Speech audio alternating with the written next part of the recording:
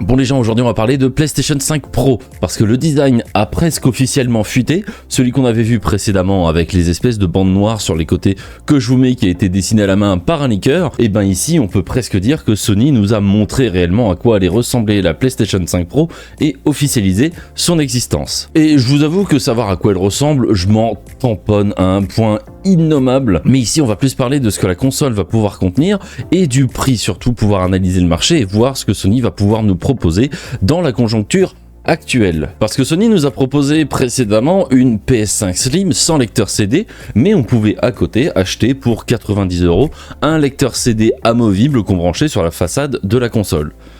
Et je pense qu'ici c'est le bon plan parce que sinon la PS5 Pro risque d'être excessivement chère, parce que je vous le rappelle, depuis la sortie, la PS5 ne baisse pas de prix, elle augmente. Ils font des réductions, mais ce qui est marrant c'est qu'ils font souvent des réductions sur la console alors qu'ils ont augmenté le prix de 50 balles et on se retrouve à 550 € actuellement pour le modèle de base. Donc je pense qu'ici pour proposer une PS5 Pro moins chère et abordable et sans avoir un prix dégénéré, Sony va faire le choix de retirer le lecteur Blu-ray 4K, mais qu'on pourra rajouter sur la façade en espérant que ce soit effectivement réalisable avec le même modèle précédemment mis en vente à 90 €. Ce serait vraiment dégueulasse de nous revendre encore une fois un nouveau lecteur Blu-ray 4K exclusivement compatible avec cette PlayStation 5 Pro. Mais en prenant le modèle de base à 550 €, je vois difficilement une PS5 Pro même sans lecteur CD se retrouver à moins de 650 €. Et j'irai même peut-être plus loin, si Sony décide de mettre le lecteur CD intégré à leur PS5 Pro, on risque d'approcher les 750 voire 800 € pour une console de salon,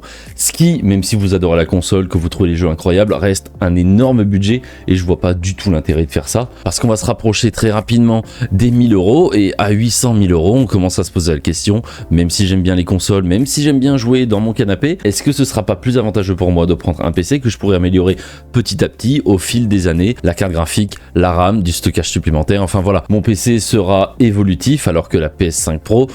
surtout que c'est normalement une console qui sort en milieu de génération quand même, donc c'est à dire qu'il reste pas non plus 10 ans à la PS5. Alors est-ce que c'est encore pertinent de la sortir maintenant? Surtout que pour moi le problème avec cette génération, c'est pas forcément la qualité de la console et la puissance qu'elle peut avoir, mais réellement l'optimisation des jeux qui n'existe absolument plus. Quand on voit des jeux PC qui sortent avec des configurations recommandées 4090, donc littéralement la carte graphique la plus puissante sur le marché pour le commun des mortels, je viens pas parler ici des cartes graphiques un peu rigolotes qu'on peut retrouver à des dizaines de milliers d'euros, bien évidemment, mais les développeurs ne prennent déjà plus le temps de développer leurs jeux et de les finir, on a des bugs à la sortie, donc comment vous dire que l'optimisation, personne n'en a rien à carrer. Alors voilà, pour moi la PS5 Pro va être annoncée incessamment sous peu, on parle de moins d'un mois, parce qu'ils ont déjà confirmé le design et en plus de ça, Sony n'a pas balancé beaucoup de cartouches cette année, aucune grande suite de licences et je les vois bien sortir un espèce de pack avec ou un Spider-Man 3 ou un Horizon 3 ou un God of War, tout ce que vous voulez, et nous proposer le jeu avec la PlayStation 5 Pro pour exploiter le plein potentiel de ce nouveau jeu incroyable. Même si je le rappelle, Sony reste un petit peu coincé avec sa PS4 et il y a beaucoup de PS4 qui sont vendus et les gens ne voient pas forcément l'intérêt